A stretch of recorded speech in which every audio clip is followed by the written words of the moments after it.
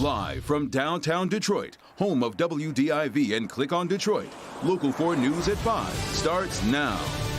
He was so well known, he was known by his first name, Bashar, a hairstylist here in Metro Detroit, murdered behind this door of a motel. What his family is saying, what police are saying tonight. Michigan State's new football coach, Mel Tucker, has just taken his seat along with his family here at a special Board of Trustees meeting. Coming up, we'll tell you what's next and the reaction to the new football coach on campus.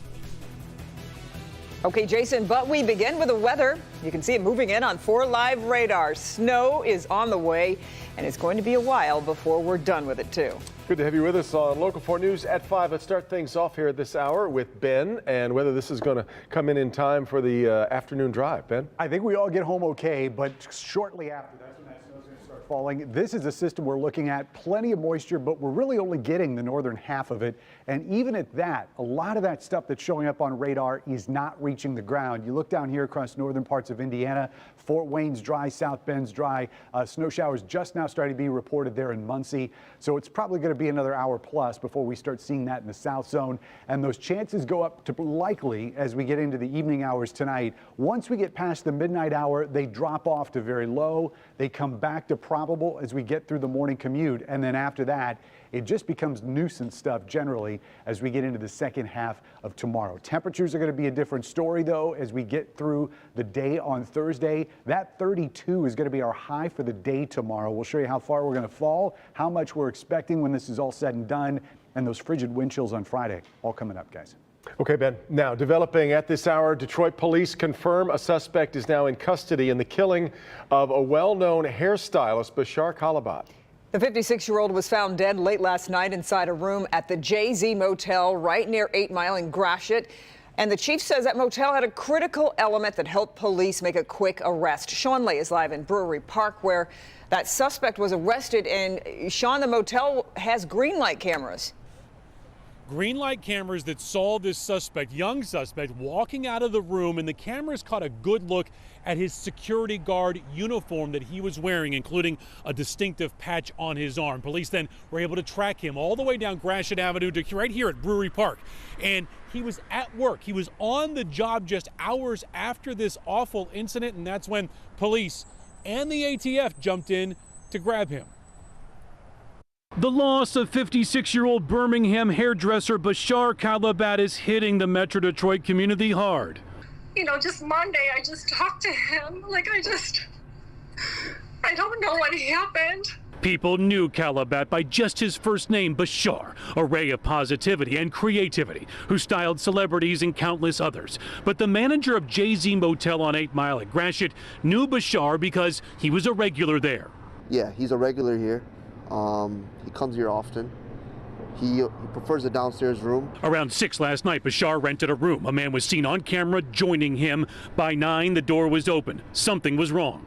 Tried to close the door. While he was closing the door, he seen a body that was on the floor with a pile of blood. Police say Bashar was killed by blunt force trauma. Police say Bashar likely met the suspect on a dating app. They know he paid for an Uber to bring him to his room. The motive for killing him, police won't say. The chief says the murder suspect is in his 20s. We do know that this suspect is a 24-year-old male and was on probation of an unarmed robbery dating back to 2017. That suspect was dressed for work as a security guard. Police tracked him to his job downtown, here at Brewery Park. Back here live, Bashar's wife, ex-wife Kenise, and adult son Skylar tell me tonight this is just a devastating blow. They say, quote, "We want all to know he was so loved, impacted so many lives, and was such a successful stylist and creative soul. We just can't believe he's gone." Much more on this coming up at 6 o'clock.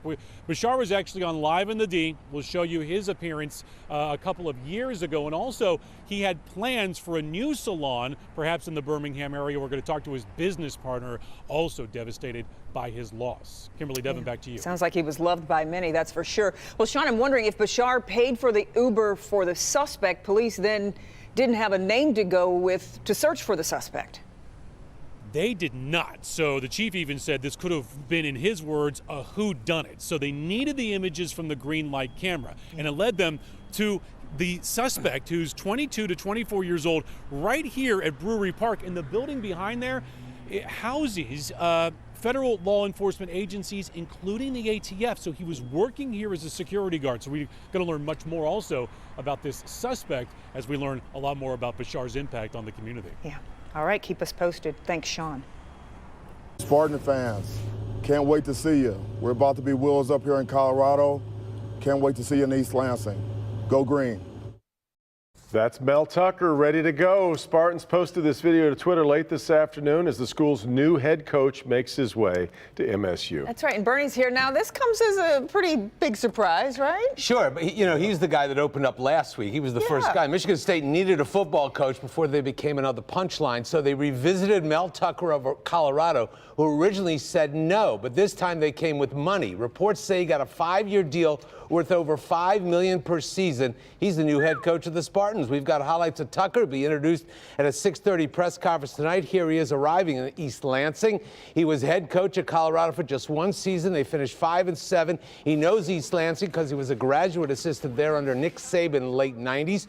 Tucker originally said no to Michigan State, but when they came back with cash, the word is they doubled his salary. At this point, Spartan fans are glad to have a football coach before someone thinks of another one-liner to describe their coaching search. Standing by live in East Lansing with how the campus has taken the news is Jason Coldthorpe. Have you gotten any feel from what they're saying on campus? He did a lot more than just call them nice things. Well, it depends on which campus you're talking about, Bernie. In Boulder today, they are furious about this. But here in East Lansing, there's a lot of relief bordering on excitement because, like you said, they were able to get a guy near the top of their list this process was kind of getting out of hand. And I'm standing outside the Special Board of Trustees meeting right now.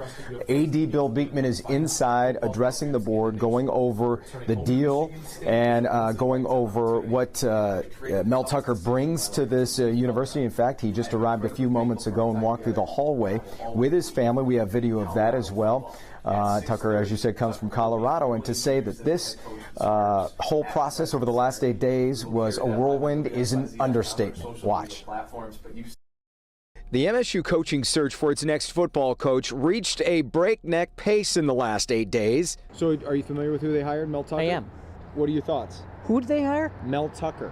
Oh, I thought it was going to be Luke Fickell. The candidates came and went so fast, some fans couldn't keep up. No, Fickell turned him down yesterday and in the last 24 hours. So you didn't even know that Luke Fickell passed? No, I thought that was a done deal. Oh, no. Oh, shoot. No. I don't even know who Mel Tucker is. Well, Mel Tucker is one of a handful of candidates who publicly stated they would not be taking the job. But when the Luke Fickell deal fell through, MSU AD Bill Beekman circled back, and overnight, they struck a deal. He's a great recruiter, and really excited to see what he brings here. Fans are mixed, but warming up to Tucker rather quickly. He's no stranger to MSU or to those on the search committee. His career began as a grad assistant at MSU on the 1998 team under head coach Nick Saban and an assistant coach named Mark D'Antonio. We'll see. I mean, it was a bit of a surprise when they hired D'Antonio, and he obviously did very, very well. I think at the end of the day, we got our guy, and I think he'll be here for a while, and I think we'll see great things on the field. Now again, here outside the Special Board of Trustees meeting, inside Coach Mel Tucker and his family being introduced to the board, which will approve this hiring, and then he will make his way over to the Breslin Center, where there will be a press conference at 6:30 to introduce the new football coach. Coming up at 6, we'll let you know what happened here, and we'll also delve a little bit more into the coach's resume and about this search process, which, as we said, was frenetic, to say the least. Guys, back to you. All right. Thank you, Jason. Speaking of his resume, he has some Ohio blood in him. He's from Cleveland. I read that. And something with Ohio State, but we don't care about that, right? Any South Carolina connection? No South Carolina. I just want to be clear on something that. there. We'll he's got a chance then of being good. Stop it. We'll talk to you a little bit later. Yeah. All right, let's move now back to the worldwide health news that has consumed us now for a couple of weeks. The novel coronavirus, now named COVID-19, continues to worsen across the world. The latest confirmed case count is now over 45,000. Deaths number now more than 1,100. Yeah, still, there might be signs of the virus slowing down. Dr. Frank McGeorge is here with the latest. Doc. Yeah, Kim and Devin, while there have been new cases reported every day, the number of new cases cases has begun to level off over the last several days. Now, some believe that's an indication that the quarantine measures may be working, while skeptics believe the Chinese government is just downplaying the numbers. For passengers on the Diamond Princess currently under quarantine off the coast of Japan, the situation continues to worsen. Since yesterday, there have been 40 new cases, bringing the total count to 175. 10 are crew members and at least 24 are American passengers. Today, the World Health Organization announced that a different cruise ship, the Westerdam, which has been turned away from several ports despite the fact that they have no reported coronavirus cases aboard, is now heading for Cambodia, where the passengers will be allowed to disembark.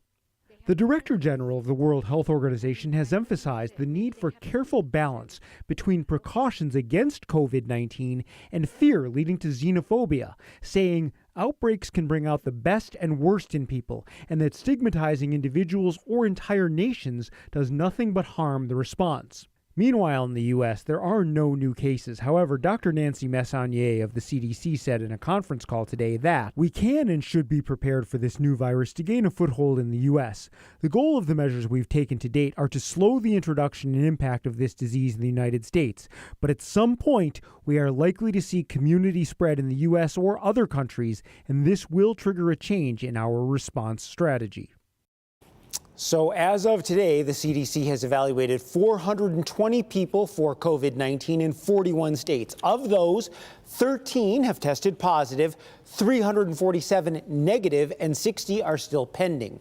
Now, Michigan is in the process of testing our testing kits, I should say, that were from the CDC, and our state lab expects to have the ability to conduct those tests within a week, which will ultimately speed up any results for anyone that needs tests in the state of Michigan going forward. Good, yeah. You got to test the tests first. Right. They need to evaluate, make sure they can do it properly. Yeah.